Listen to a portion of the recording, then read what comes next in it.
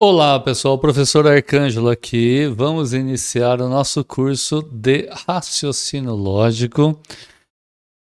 Para vocês que vão prestar o concurso de oficial de justiça, mas evidentemente esse curso serve também para escrevente e todos os concursos que exigem raciocínio lógico, estudo das proposições, das relações lógicas, das sentenças lógicas.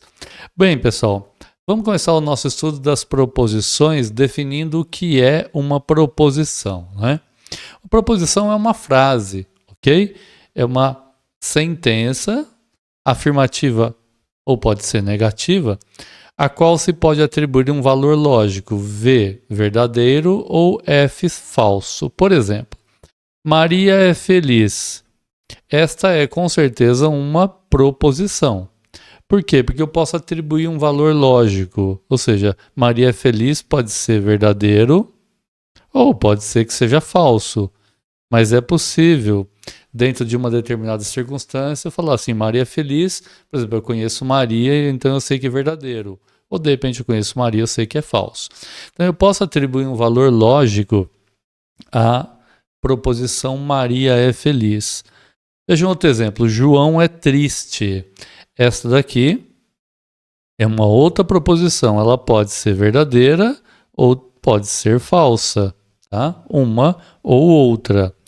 Então, no estudo das proposições, nós vemos que é possível valorar em verdadeiro ou falso uma proposição, tá certo? Então, proposição o que é, pessoal? É toda sentença afirmativa ou negativa a qual se pode atribuir um valor lógico. Então, a gente diz que o valor lógico dessa sentença é verdadeiro. Exemplo, João é triste. O valor lógico dessa sentença é falso. Eu não sei aqui se é verdadeiro ou falso, mas vai ser uma coisa ou outra. Certo, então, pessoal? Então, vamos lá. O que são proposições? Proposições são sentenças. Aí, valor lógico verdadeiro, valor lógico falso. Proposições são sentenças afirmativas ou negativas, a qual se pode atribuir um valor lógico. Bem, pessoal, que mais saber sobre proposição? Uma proposição, pessoal, a proposição ela pode ser simples, que é o caso de Maria é feliz, e é o caso também de João é simples. Veja, a proposição simples, ela é composta de uma proposição, um verbo apenas. Maria é feliz, tá vendo? Eu tenho o verbo ser aqui. João é triste também é uma proposição simples. Olha só, eu tenho apenas um verbo. Agora, se eu falasse assim, olha, Maria é feliz e João é triste, eu teria uma proposição composta. Por quê? Porque eu tenho mais que uma oração. Uma proposição simples é quando eu tenho uma oração. E quando que eu tenho uma oração? Quando eu tenho um verbo. É a proposição composta quando eu tenho mais de uma oração, ou seja, mais de um verbo. Entendido, pessoal? Então vamos lá. Proposição é toda sentença afirmativa ou negativa e eu posso atribuir um valor lógico, seja verdadeiro ou falso. Uma proposição simples é quando eu tenho apenas uma oração, ou seja, apenas um verbo. Proposição composta é quando eu tenho duas ou mais orações, duas ou mais proposições simples. Bem, a gente vai estudar logo mais adiante que para formar proposições compostas eu vou precisar dos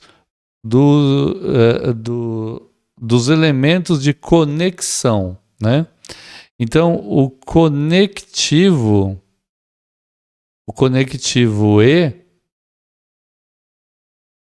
e é representado por esse chapeuzinho, ok? Nós temos ainda O conectivo ou. Veja, esse daqui é o conectivo, é o e. Esse daqui, ó, é o ou. Perfeito? Nós ainda temos isso aqui, ó, que é o se então. Ou seja, nós vamos estudar cada um deles, tá? Mas por enquanto, entender proposição e com calma. Proposição é sentença afirmativa ou negativa, a qual você pode atribuir um valor lógico. Ela pode ser uma proposição simples, quando tem apenas um verbo, uma oração apenas. Proposição composta, mais de uma oração. Estamos entendidos por enquanto, pessoal? Sim? Ah, ótimo então, hein? Então vamos lá, vamos prosseguir aqui nos nossos estudos.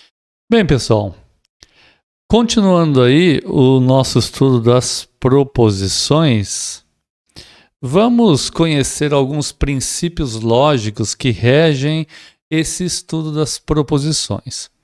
O primeiro princípio é chamado de princípio da identidade. O que significa isso?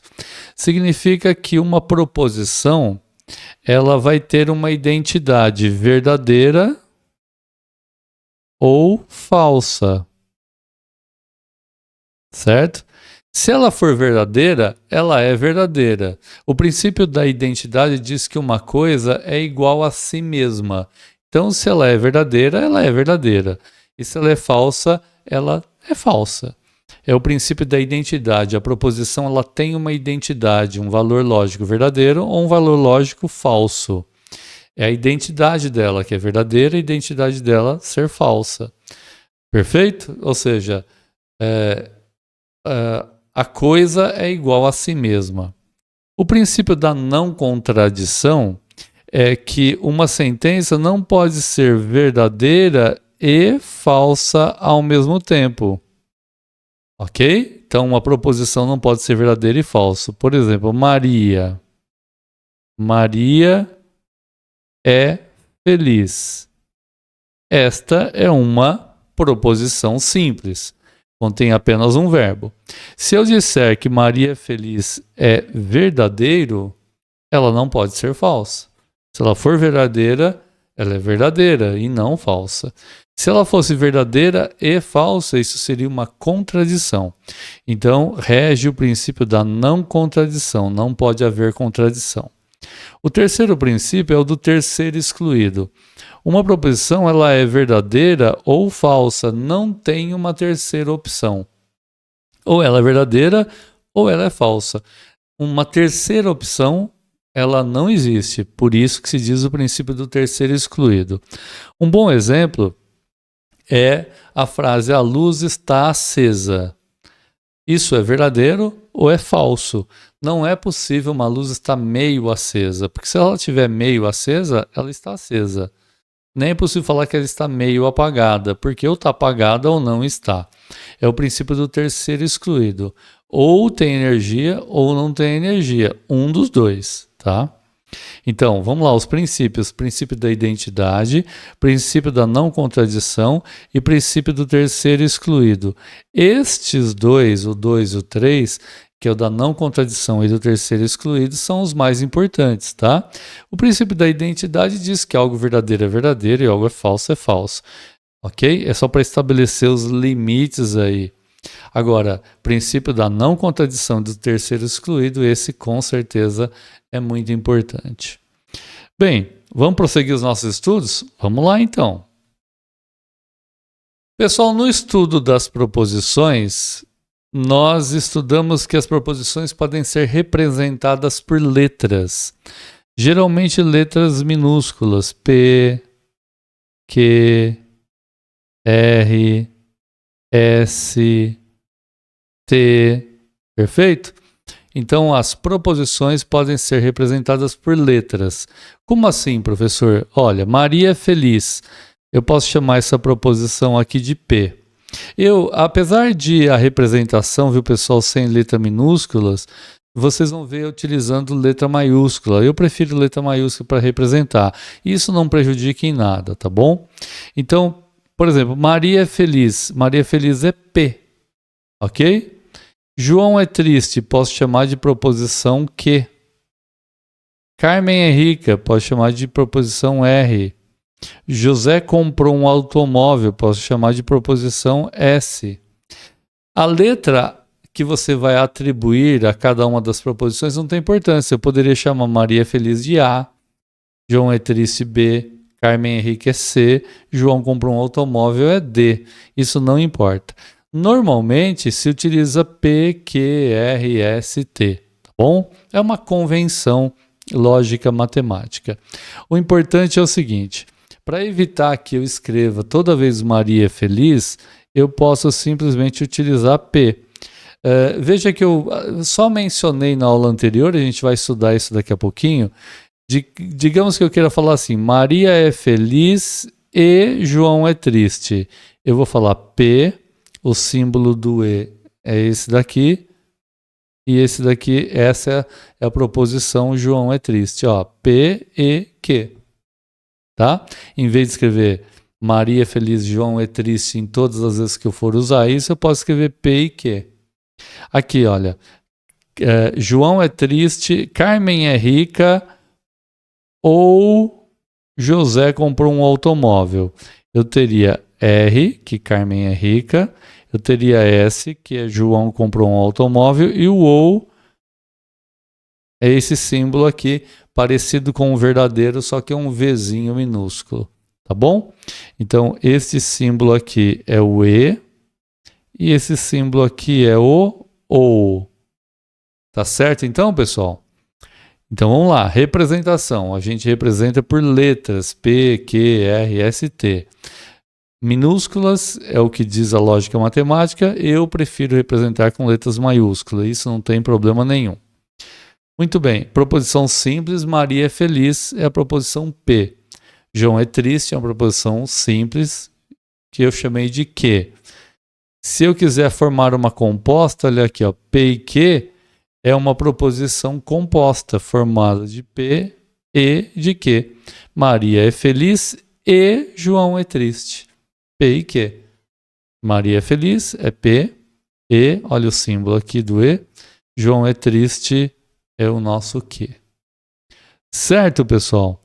Entenderam a representação? Ótimo, então. Pessoal, nos estudos de proposições, nos estudos da lógica, não tenham pressa e não quero falar assim, professor, mas eu quero saber como é que isso cai no concurso. Não se preocupe com isso agora. Preocupe-se em dominar, em guardar essas informações. Você pode até fazer fichário, anotações, mapas mentais. Eu recomendo fichários para que você vá guardando todas essas informações, porque elas são evidentemente muito importantes. Do contrário, a gente não estaria passando isso para vocês. Vamos aproveitar no estudo das proposições a gente verificar aí os elementos que conectam uma e outra para formar proposições compostas. Vamos ver isso? Bem, pessoal, o E, que é a conjunção E, é representada por um chapeuzinho, né? É um V de ponta cabeça. A disjunção OU, ela é representada por um V minúsculo. Perfeito? Esta seta aqui, ó, que vai da esquerda para a direita, significa C. Então, e nós temos ainda o bicondicional. Esse aqui se chama condicional, tá?